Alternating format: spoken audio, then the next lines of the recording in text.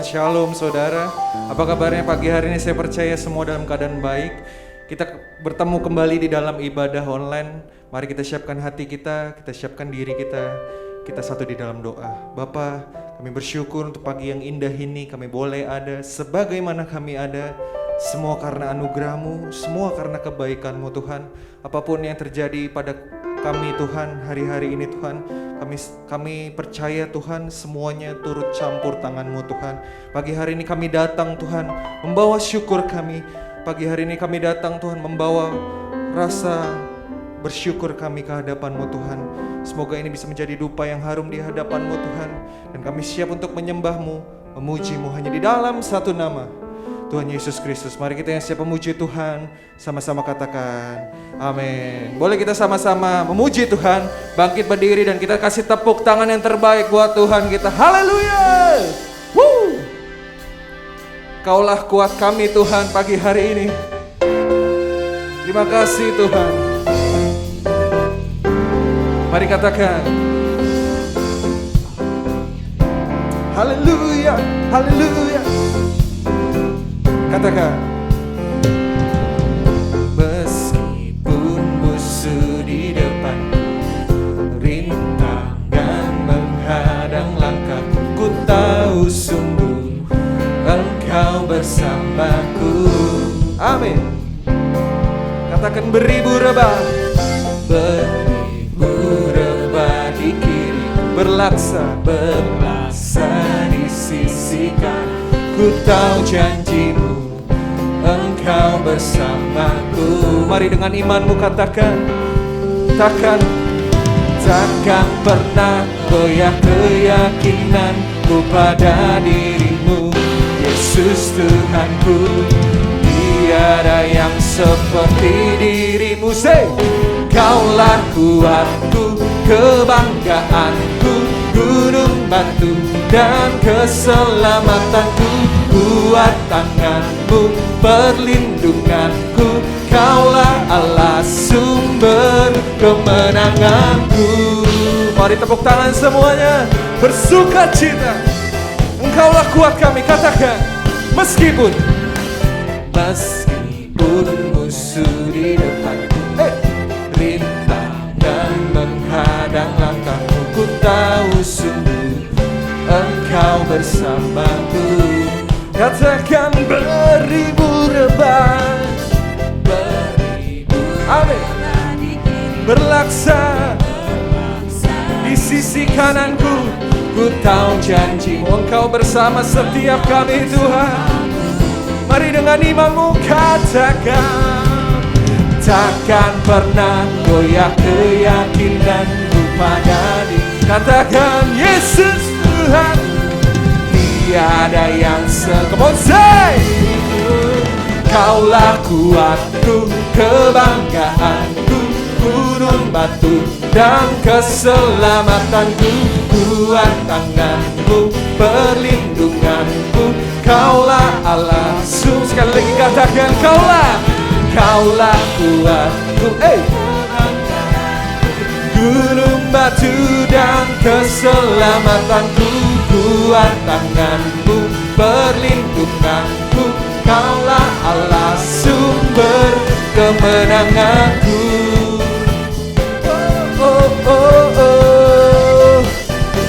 Mari semua jemaat Tuhan bersukacita dimanapun engkau berada dengan imanmu. Kaulah kuatku, mari semuanya, gunung batu dan keselamatanku. Kuat tangan-Mu, perlindunganku. Kaulah Allah, sekali lagi. Kaulah kuatku, kebanggaanku, gunung batu dan keselamatanku. Kuat tangan-Mu, perlindunganku. Kaulah Allah, sumber kemenanganku. Sumber kemenanganku. Sumber kemenanganku. Kasih tepuk tangan yang terbaik buat Tuhan kita, sumber kemenangan setiap kita. Haleluya. Terima kasih Tuhan Yesus. Baik, kita akan mendengarkan Voice of Pentecost.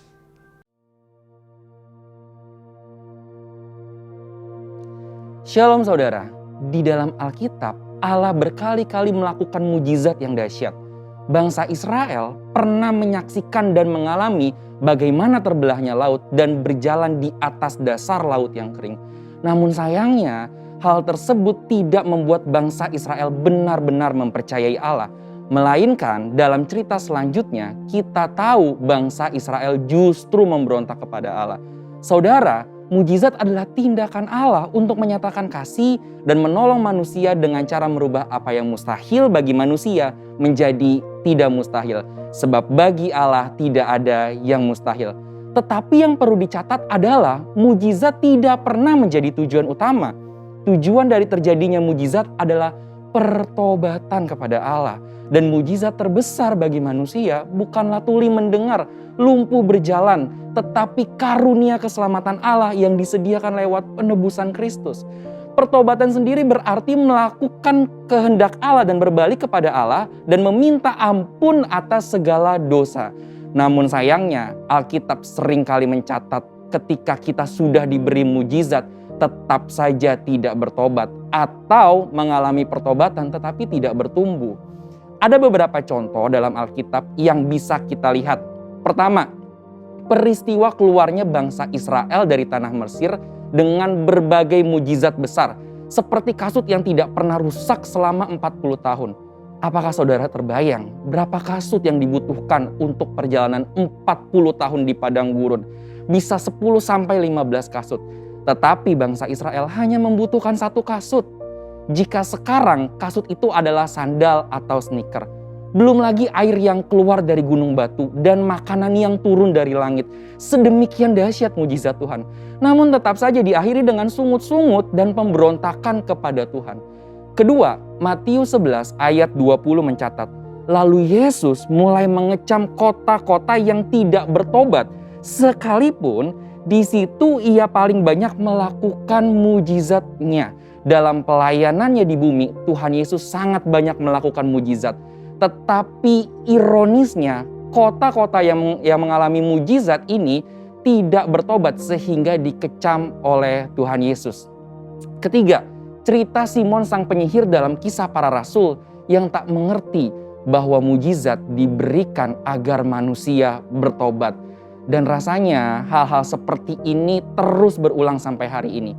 Meskipun ada banyak mujizat, tidak semua orang yang menerima mujizat melakukan pertobatan yang sejati. Lalu apa sebenarnya prinsip, tujuan, dan maksud mujizat yang Tuhan berikan kepada manusia? Yang pertama, mujizat membuka pintu pertobatan. Seperti yang dikatakan di awal, mujizat bukanlah tujuan akhir. Melainkan dari tujuan terjadinya mujizat adalah pertobatan kepada Allah. Oleh sebab itu, sia-sialah seseorang mendapatkan mujizat apabila tidak mengarahkan hidupnya kepada pengenalan akan Tuhan Yesus. Setelah mujizat terjadi, ada yang lebih penting dari mujizat itu sendiri, yaitu Tuhan Yesus. Dalam hal ini perlu ditekankan bahwa yang terpenting bukan hanya mengalami mujizatnya, tetapi kehidupan pertobatannya dan pengenalannya akan Tuhan Yesus setelah mendapatkan mujizat. Yang kedua, mujizat akan menunjukkan kuasa Tuhan atas hukum alam semesta. Prinsipnya adalah lewat mujizat kita tahu bahwa Allah berkuasa atas alam semesta. Dan segala makhluk di bawah kolong langit ini harus tunduk di dalam namanya. Yang ketiga, mujizat itu dalam rencana keselamatan. Mujizat dipakai Tuhan untuk menuntun orang masuk dalam rencana keselamatan Allah. Tuhan izinkan mujizat terjadi supaya orang yang mengalaminya juga mengalami kebangkitan iman. Tuhan tidak mau kita hanya terkagum akan mujizat yang Dia lakukan. Ibarat zaman sekarang, Tuhan tidak mau hanya mendapatkan likes yang banyak di sosial media. Tetapi yang Tuhan mau adalah ketika mujizat terjadi, mereka yang mengalaminya menjadi murid atau pengikut Tuhan Yesus yang setia. Yang akan tetap setia baik enak maupun tidak enak keadaannya. Sesungguhnya mujizat itu akan membawa seseorang kepada pertobatan, mengenal Tuhan Yesus sebagai Tuhan yang berkuasa atas alam semesta dan menuntun kita kepada iman yang menyelamatkan. Saudara, untuk penjelasan lebih lengkapnya dari tim teologi kami, silakan buka link yang ada di atas atau scan QR Code yang tersedia. Tuhan Yesus memberkati.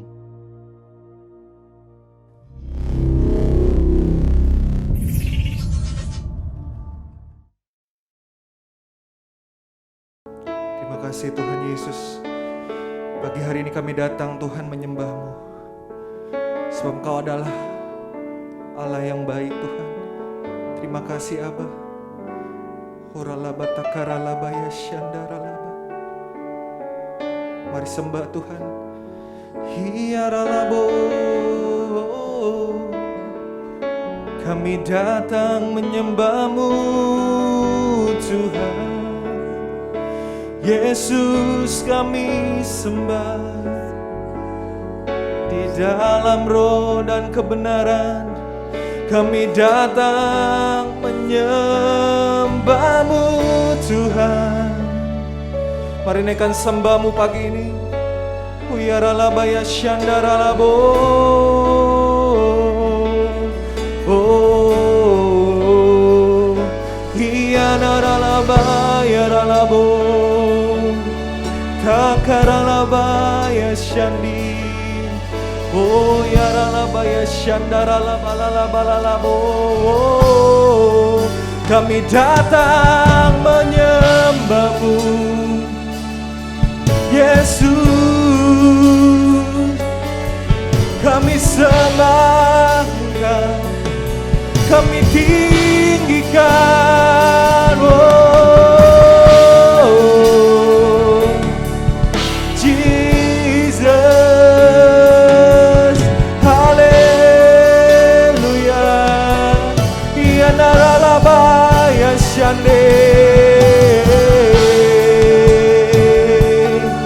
We come to worship You Lord. Oh, mari datang sembah Tuhan kita. Sembah Dia Jesus.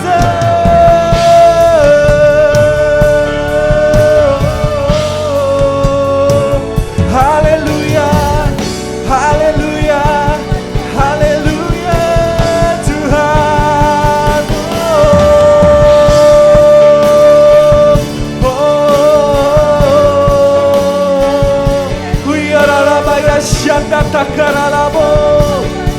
Jesus, kami datang menyembah-Mu Tuhan.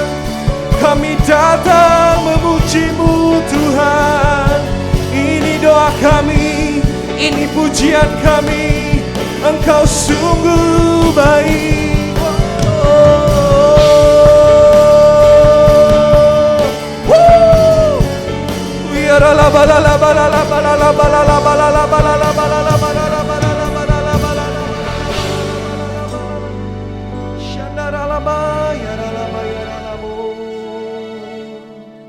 Mari terus dalam hadirat Tuhan.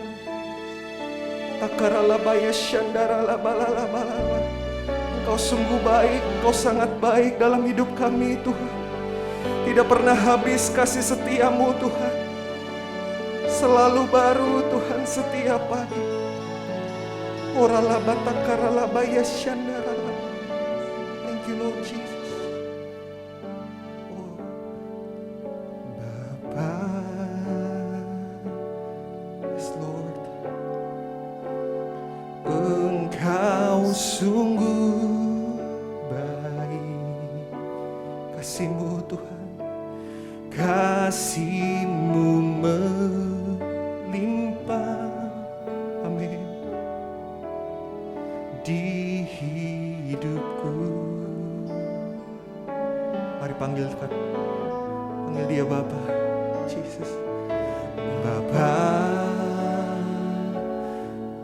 yes Lord. Ku berterima kasih sebab berkat-Mu Tuhan, berkat-Mu hari ini yang Kau sediakan bagiku. Kami naikkan syukur kami pagi ini Tuhan Yesus. ku naikkan syukurku. Yes Lord, buat hari yang kau beri. Amin Tuhan. Tak habis-habisnya kasih dan rahmat-Mu,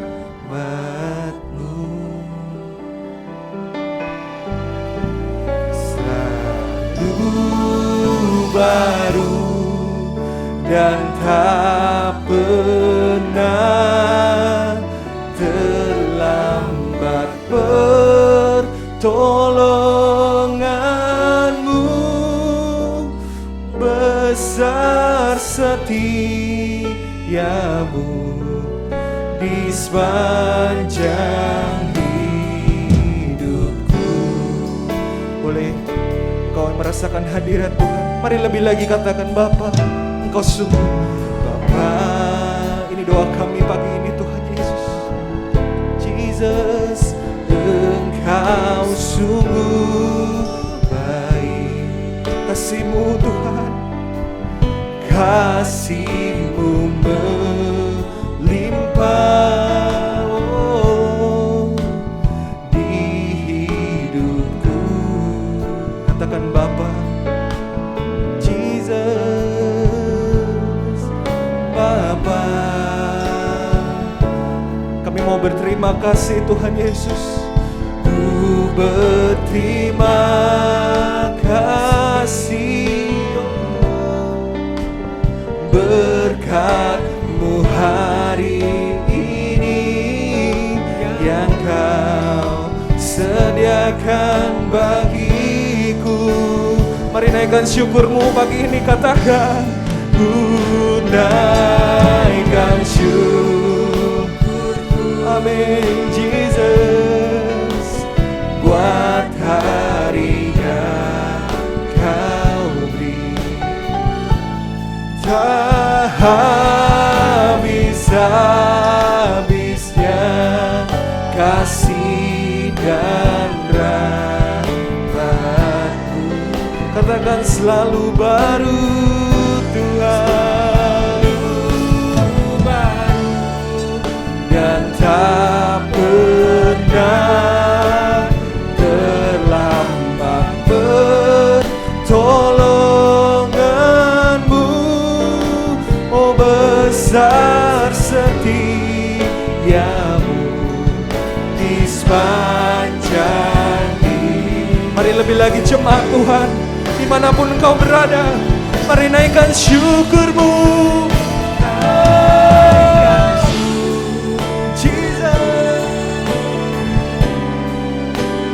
Buat hari yang Kau beri. Amin Tuhan Yesus.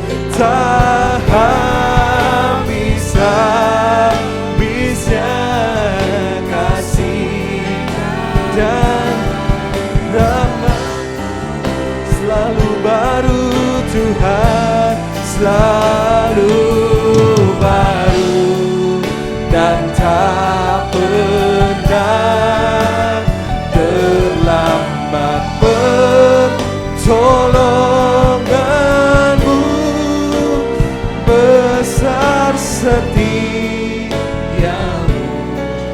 di sepanjang hidup. Mari dengan hatimu, dengan lembut katakan, kami naikkan syukur, ku naikkan syukur. Ini doa kami Tuhan Yesus. Buat hari-hari yang Kau beri di tahun ini Tuhan, tak habis-habisnya Tuhan kasih-Mu dan rahmat-Mu Tuhan, buat setiap kehidupan kami Tuhan Yesus. Selalu baru Tuhan, selalu baru dan tak pernah terlambat. Pertolongan-Mu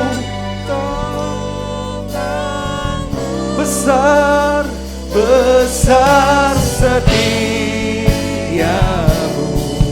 di sepanjang hidup. Mari sambil angkat tanganmu katakan, oh ku naikkan syukurku, yes Lord, buat harinya tak habis-habisnya, bisa-bisa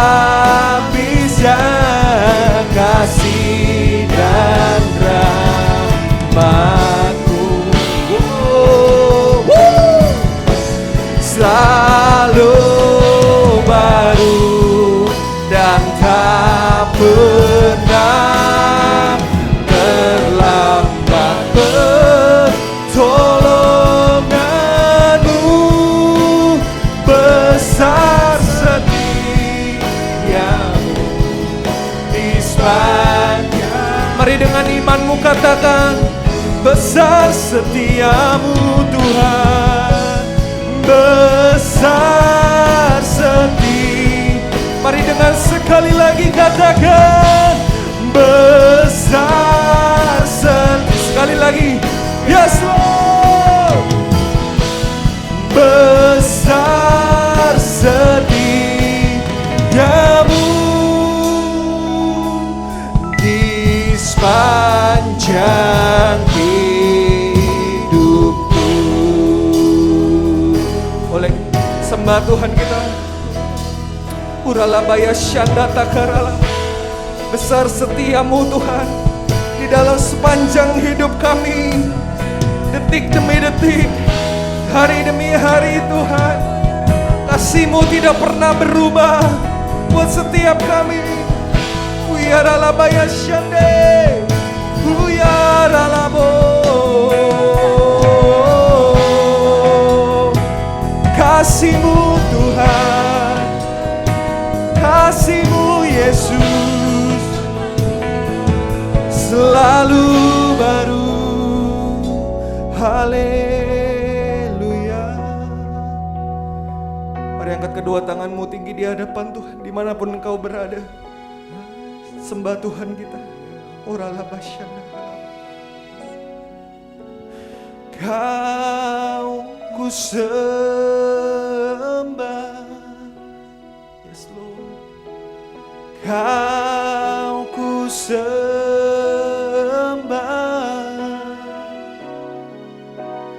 Kau ku sembah,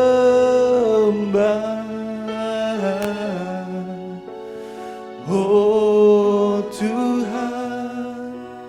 Mari naikkan sembahmu, angkat suaramu katakan, Kau ku sembah,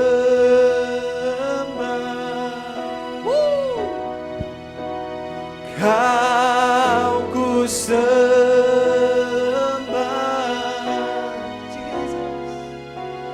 Kau ku sembah,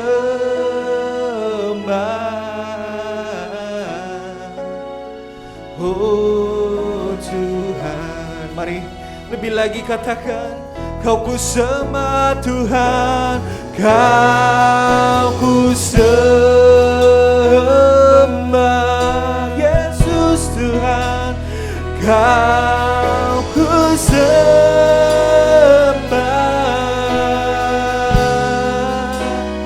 Kau ku sembah,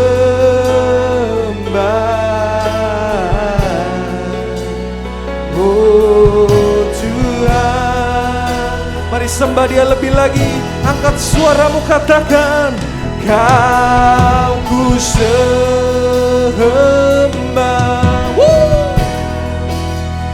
Kau ku sembah, Kau ku sembah,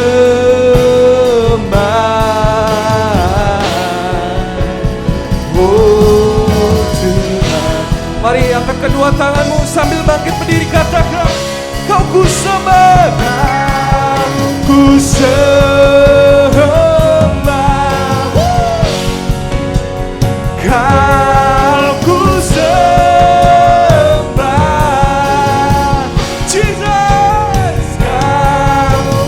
sembah. Oh Tuhan Yesus, kami sembah Engkau, Kau ku sembah. Terima kasih Tuhan.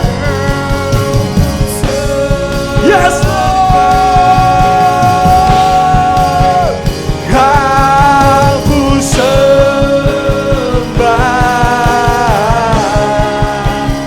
Oh, mari sekali lagi kami sembah, Kau ku sembah.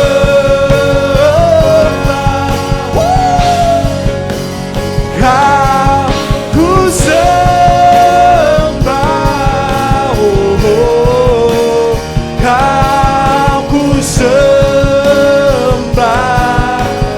Jesus, Tuhan, Kau ku sembah, Kau ku sembah, Kau ku sembah.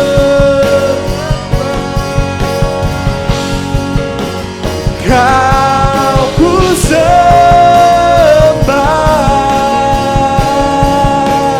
Kau ku sembah.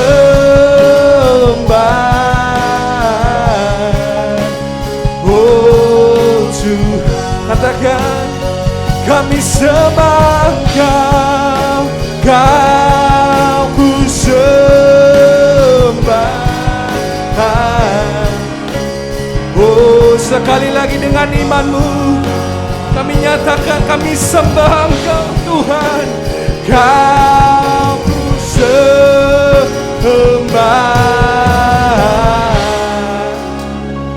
Oh Tuhan, berikan tepuk tangan sorak-sorai yang meriah, yang terbaik buat Tuhan kita, yang layak disembah. Haleluya Tuhan.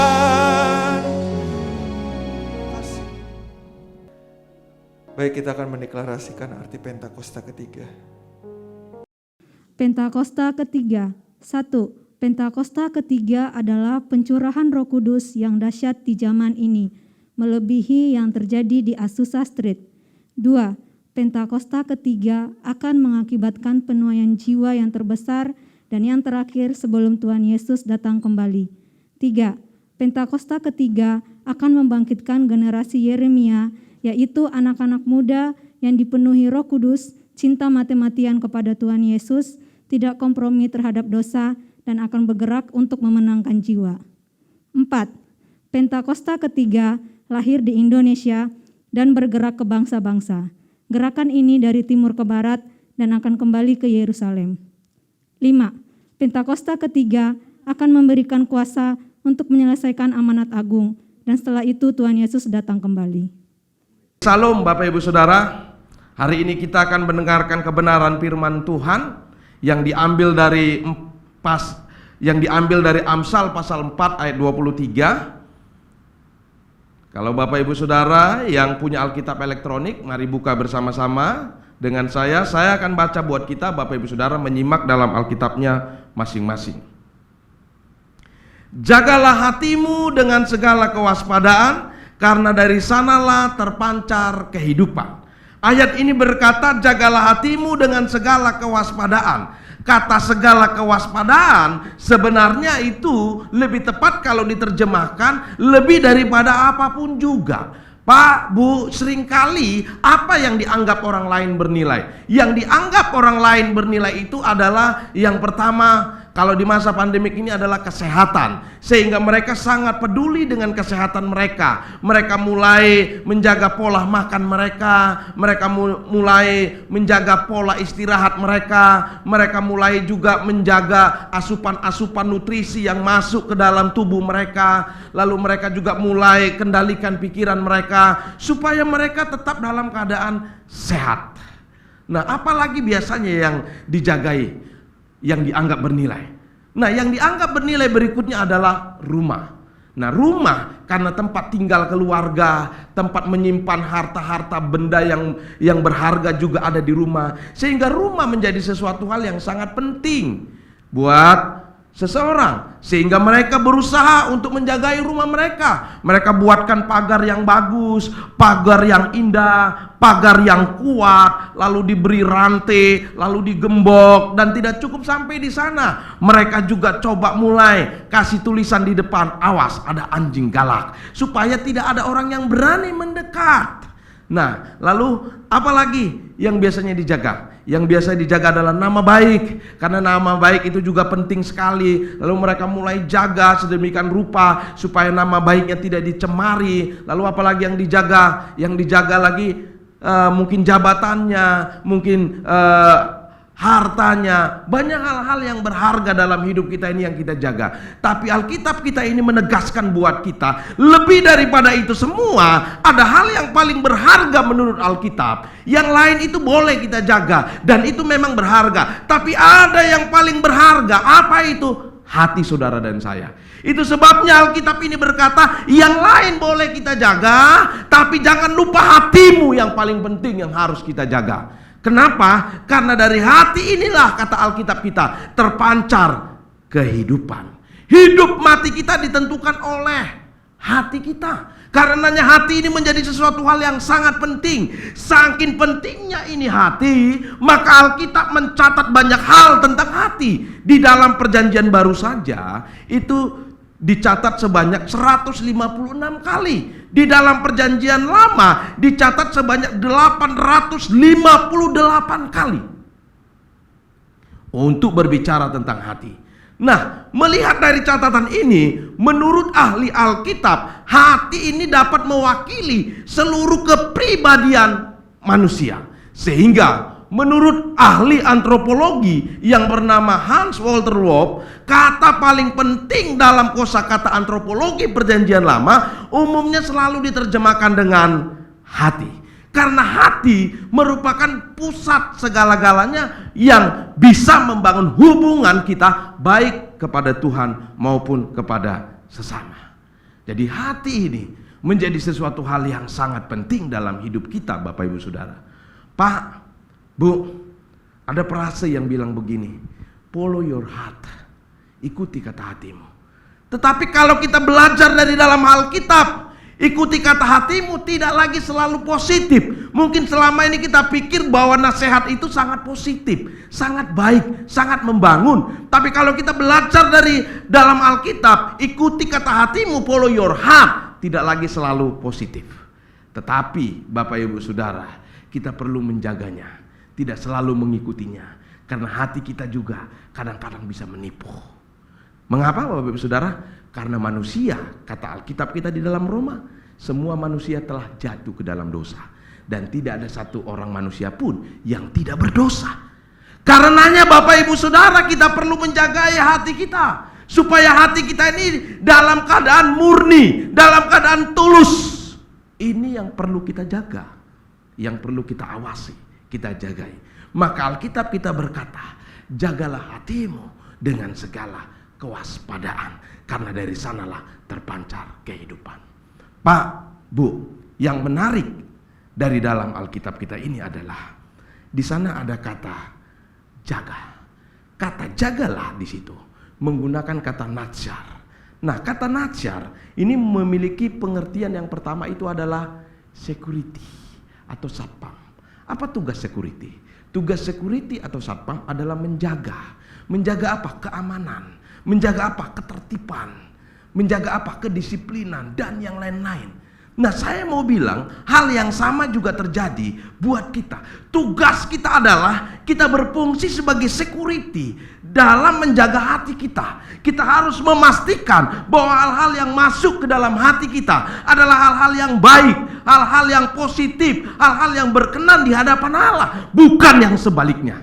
Karena kalau kita menemukan hal yang sebaliknya, hal-hal yang jahat, hal-hal yang najis, hal-hal yang tidak berkenan, kita harus berfungsi sebagai security. Kita harus temukan dan pukul, usir jauh-jauh, supaya dia tidak hinggap di dalam hati kita dan mempengaruhi setiap hati kita, sehingga kita memiliki hati yang jahat, sehingga kita memiliki hati yang kejam, sehingga kita memiliki hati yang tidak peduli, bahkan kita memiliki hati yang sudah tumpul.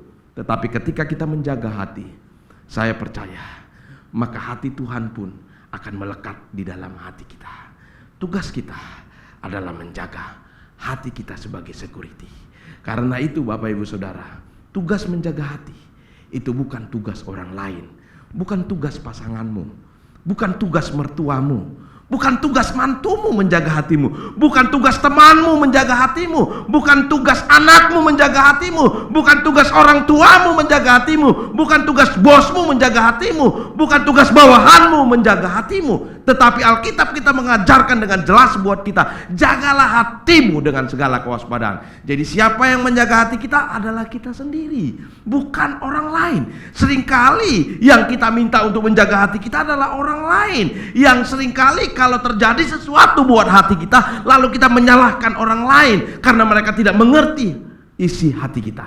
Tapi saya mau bilang, Alkitab menekankan buat kita, kitalah yang punya tanggung jawab, yang punya wewenang untuk menjaga hati kita dari segala hal-hal yang jahat, dari segala hal yang tidak berkenan di hadapan Allah. Mengapa? Karena kalau kita biarkan hal-hal yang tidak berkenan, hal-hal yang jahat itu hinggap di dalam hati kita, maka itu akan mempengaruhi cara berpikir kita, cara bertindak kita, cara berkata kita. Itu akan mempengaruhi sehingga kita melakukan hal-hal yang tidak berkenan di hadapan Tuhan. Pak, Bu, banyak contoh di dalam Alkitab yang mereka membiarkan hatinya dihinggapi oleh hal-hal yang jahat. Salah satu contoh kalau kita melihat dalam Alkitab adalah Kain. Kain membiarkan hatinya dihinggapi oleh hal-hal yang jahat. Sehingga apa yang terjadi? Karena dia membiarkan hatinya dihinggapi hal-hal yang jahat, sehingga dia membunuh adiknya Habel. Kalau tadinya mungkin dia berfungsi sebagai security buat hatinya, maka adiknya Habel tidak akan terbunuh. Tapi karena dia tidak berfungsi sebagai security bagi hatinya, sehingga adiknya Habel menjadi korban daripada kejahatan Kain. Jadi yang pertama, Bapak Ibu Saudara, pengertian daripada jaga hati, yaitu adalah kita harus berfungsi sebagai security, menjaga hati dan memastikan hal-hal yang baik saja yang tinggal di dalam hati kita. Yang kedua, kata nasyar ini juga punya pengertian. Nasyar ini punya pengertian yang kedua adalah observasi, menelaah, mengevaluasi, menguji. Mengapa Bapak Ibu Saudara? Karena bisa saja seiring berjalannya waktu kita tidak menyadarinya, kejahatan itu bisa hinggap di dalam hati kita. Karenanya kita harus menelaah secara berkala, menguji secara berkala, mengobservasi secara berkala, supaya kita bisa pastikan bahwa tidak ditemukan sebuah kejahatan dalam hati kita. Karena kalau kita belajar dari dalam Alkitab, ada banyak contoh-contoh di dalam Alkitab, para tokoh, mereka dihinggapi oleh kejahatan, namun mereka tidak menyadarinya. Sebagian lagi ada yang bertobat dan berbalik kepada Tuhan setelah menyadarinya, tapi sampai akhir hidupnya ada yang tidak menyadarinya, sehingga hidup mereka menjadi binasa. Salah satu contoh orang yang cukup terkenal, siapa yang tidak mengenal seorang Salomo, penulis kitab, orang yang sangat berhikmat, sangat pintar, sangat cerdas. Belum ada yang bisa menandingi kecerdasan dan kepintarannya. Orang ini juga orang yang sangat kaya, belum ada yang bisa menandingi kekayaannya. Bahkan para sarjana Yahudi coba membuat sebuah riset berapa besar kekayaan Salomo. Mereka sangat kaget karena kekayaan Salomo ternyata harus 20 orang kaya dunia. Seluruh kekayaan mereka diakumulasi sebandinglah dengan kekayaan Salomo. Jadi kalau satu orang Bill Gates saja tidak akan mampu, satu orang Jack Ma saja tidak akan mampu, satu orang warung bapi saja tidak akan mampu untuk menandingi kekayaan Salomo. Harus 20 seperti mereka itu, seluruh kekayaan mereka diakumulasi sebandinglah dengan kekayaan Salomo. Jadi Salomo ini orang yang sangat kaya sekali, juga sangat populer, sangat terkenal, karena pada masa jayanya dia memimpin banyak kerajaan di bawahnya. Salomo orang yang paling hebat. Tapi tahukah saudara, orang yang paling hebat, yang tadinya dekat dengan Tuhan juga, tapi karena tidak rutin mengobservasi hatinya secara berkala, tidak menguji hatinya secara berkala, apa yang terjadi? Dia tidak menyadari kalau hatinya sudah menjauh daripada Tuhan. Justru hal-hal yang jahat yang sudah hinggap di dalam hatinya, sehingga dia berpaling kepada ilah-ilah para istri dan gundiknya dan meninggalkan Tuhan. Tragis sekali hidupnya. Orang yang sangat hebat, orang yang sangat dekat dengan Tuhan, tetapi karena tidak menelaah hatinya, tidak mengobservasi, tidak menguji secara berkala, akhirnya dia kiri dengan hal-hal yang tidak baik. Pak, Bu, saya tidak mau kita mengalami hal yang sama dengan Salomo, tapi saya mau kita mengalami hal-hal yang baik, hal-hal yang luar biasa. Karenanya mari kita telaah hati kita, kita uji, kita lihat adakah hal-hal yang jahat di sana. Kalau kita temukan hal-hal yang jahat di sana, ayo mari kita pukul keluar supaya tidak mempengaruhi cara berpikir, cara bertindak, cara berbicara kita, sehingga apa yang kita lakukan selalu mempermuliakan nama Tuhan. Pak, Bu, kalau kita lihat dalam Alkitab masih banyak lagi contoh-contohnya. Salah satu contohnya juga adalah Daud. Daud ini siapa, Bapak Ibu Saudara? Daud ini adalah anak daripada Salomo, Bapak Ibu Saudara. Nah, tapi saudara bisa lihat bahwa Daud ini adalah orang yang dekat tadinya dengan Tuhan, tetapi karena dia tidak rutin check up atau menelaah, mengobservasi hatinya, sehingga Daud ini hatinya juga bisa melakukan hal yang jahat. Salah satu kejahatan yang dilakukan oleh Daud, dia berzina dengan Betseba. Bahkan bukan hanya berzina dengan Betseba, bahkan dia membunuh suami daripada Betseba, Uria, sehingga Uria menjadi korban daripada kejahatan dan kelicikan daripada Daud. Tapi puji Tuhan, Daud bertobat oleh karena diingatkan oleh Nabi Nathan, sehingga Daud berbalik kepada Tuhan dan berbalik daripada jalan-jalan yang jahat, sehingga dia diselamatkan kembali. Pak, Bu, saya mau bilang masih banyak contoh lain dalam Alkitab, tapi mari kita ikuti hal-hal yang baik. Mari kita mulai observasi hati kita, kita telaah hati kita, kita pastikan bahwa hal-hal yang tinggal dalam hati kita adalah hal-hal yang terbaik daripada Tuhan. Nah, Bapak Ibu yang saya kasih dalam nama Tuhan, di sana dikatakan Alkitab kita, jagalah hatimu dengan segala kewaspadaan, karena dari sanalah terpancar kehidupan. Nah, kata hati di situ itu menarik, Bapak Ibu Saudara. Kata hati di dalam Amsal pasal 4:23 itu menggunakan kata leb, ya, kata leb. Nah, di dalam Alkitab ada beberapa kata yang diterjemahkan dengan hati. Ada sunedesis, ada kardia dalam Perjanjian Baru, ya. Tetapi baik itu dalam Perjanjian Baru maupun dalam Perjanjian Lama, sebagian besar itu pasti mengarah kepada pikiran, perasaan, dan kehendak. Baik itu leb, baik itu sunedesis maupun kardia, selalu merujuk kepada pikiran, perasaan, dan kehendak. Artinya adalah pikiran, perasaan, dan kehendak kita ini perlu kita jagai, perlu kita awasi supaya tidak liar, supaya tidak melakukan hal-hal yang jahat, tetapi melakukan hal-hal yang berkenan di hadapan Allah. Supaya apa? Alkitab kita berkata, karena dari sanalah terpancar kehidupan. Nah, ternyata mengapa penting menjaga hati? Karena hati ini berbicara hidup dan mati kita itu ada di dalam hati. Perlu kita jaga hati supaya dari sanalah terpancar kehidupan. Nah, kata kehidupan itu berasal dari kata life, ya. Kata kehidupan itu berasal dari kata hai, yang artinya kekuatan, kesehatan, keselamatan. Nah, jadi ketika kita menjaga hati kita dengan segala kewaspadaan atau lebih daripada apapun juga, maka kita akan memperoleh kekuatan, memperoleh kesehatan, memperoleh keselamatan. Jadi jaga hati itu pengaruhnya besar, Pak, Bu, mempengaruhi kekuatanmu. Jadi untuk kita bisa kuat, ternyata bukan hanya cukup makan yang banyak dan minum nutrisi dan olahraga, tetapi lebih daripada itu adalah kita perlu jaga hati kita. Karena kalau kita jaga hati kita, dari sana muncul sebuah kekuatan. Karenanya Bapak Ibu Saudara, kalau kita mau punya kekuatan, jagalah hatimu juga. Yang berikutnya ternyata kata hai itu juga punya pengertian kesehatan. Kalau mau sehat, jaga hati. Yaitu bicara tentang pikiran, perasaan, dan kehendak. Pak, Bu, sebagian besar penyakit manusia bukan diakibatkan oleh karena virus, bukan diakibatkan karena bakteri, bukan diakibatkan karena makanan, tapi sebagian besar penyakit manusia diakibatkan karena pikiran, stres, ketakutan, khawatir. Karena itu perlu kita waspadai supaya ketakutan, kekhawatiran, kecemasan itu tidak menghantui kehidupan kita. Karena kalau kita stres, maka imunitas kita akan lemah. Kalau imunitas kita lemah, maka berbagai-bagai penyakit itu akan mudah sekali hinggap dan merusak kehidupan kita.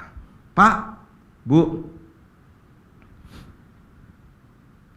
yang membuat kita gampang menjadi jatuh dalam penyakit bukan karena kurang makan atau kurang minum, kurang jaga pola kesehatan, tapi yang membuat kita gampang jatuh ke dalam berbagai penyakit adalah karena stres.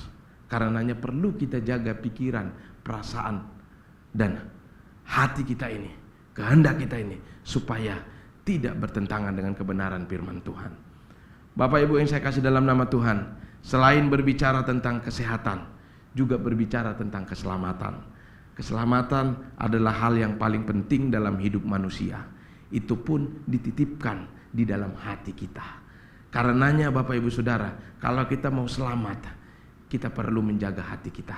Karena dari sanalah terpancar kehidupan, yaitu keselamatan itu sendiri. Hati yang baik akan membawa kita kepada keselamatan, tapi hati yang jahat akan membawa kita menuju kepada kebinasaan. Jangan biarkan hidupmu menuju kepada kebinasaan, tetapi mari kita jaga hati kita supaya keselamatan itu tetap ada di dalam kita. Saya percaya Bapak Ibu Saudara, hari-hari ini hati adalah sesuatu hal yang sangat bernilai dan berharga dalam hidup kita, lebih daripada apapun juga. Karena itu Pak Bu, mari kita jaga hati kita. Saya percaya ketika kita jaga hati kita, semuanya pasti akan baik-baik saja. Kesehatanmu akan baik, kekuatanmu akan baik, nama baikmu akan baik, keluargamu akan baik, rumahmu akan baik, semuanya akan baik-baik. Dimulai daripada menjaga hati. Amin. Tuhan Yesus memberkati kita.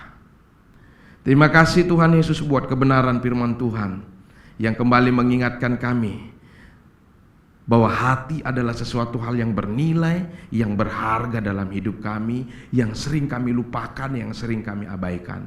Lewat kebenaran firman Tuhan ini kami kembali diingatkan supaya kami menjaga hati kami lebih daripada apapun juga, karena kami tahu hidup mati kami itu ditentukan oleh hati kami.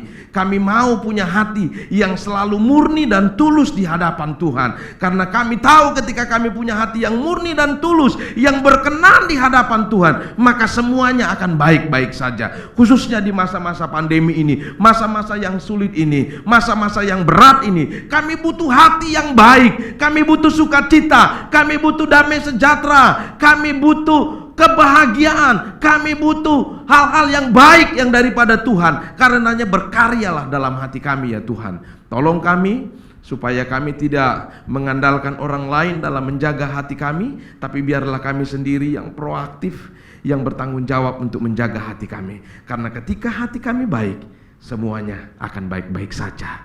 Kami akan melampaui masa pandemik ini dengan baik-baik saja. Semuanya akan baik, dari sisi keuangan baik, kesehatan baik, keluarga baik, pendidikan baik. Semuanya akan baik-baik ketika kami jaga hati kami. Terima kasih Tuhan, materaikan kebenaran firman-Mu supaya menjadi berkat buat kami. Demi nama-Mu kami sudah berdoa dan mengucap syukur. Haleluya. Amin. Bagi Dia segala pujian, hormat serta syukur, kekal selamanya. Bagi Dia segala pujian, hormat serta syukur, selamalah. Sekali lagi dengan segenap hatimu. bagi Dia Tuhan, bagi Dia segala pujian, hormat serta syukur, kekal selamanya. Bagi Dia segala pujian, hormat serta syukur selama-lamanya. Katakan selama-lamanya. Oh, selama-lamanya.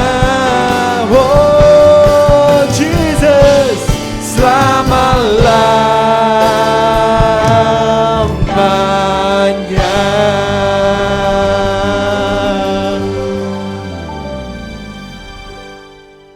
Baik Bapak Ibu Saudara, sebelum kita pulang kita akan terima berkat yang daripada Bapa. Kekasih-kekasih Kristus, angkatlah kedua tanganmu dan arahkan hatimu kepadanya. Pulanglah dengan sebuah kepastian bahwa Tuhan senantiasa tidak pernah meninggalkanmu. Tuhan senantiasa selalu ada bersama-sama denganmu. Percayalah, ketika Tuhan ada bersama-sama denganmu, maka Tuhan sendiri yang akan memberkatimu. Akan diberkati dalam pekerjaan, dalam usaha, dalam bisnis, dalam karir, diberkati dalam studi, dalam keluarga, dalam kesehatan, bahkan dalam seluruh aspek hidupmu diberkati oleh Tuhan. Kembalilah juga dengan membawa kasih yang daripada Tuhan Yesus Kristus, serta persekutuan, penghiburan, bahkan pengurapan Roh Kudus ada menyertai kita mulai dari hari ini sampai Maranatha, kedatangan Tuhan Yesus yang kedua kali. Mari kita yang percaya dan diberkati katakan bersama-sama, amin. Tuhan Yesus memberkati.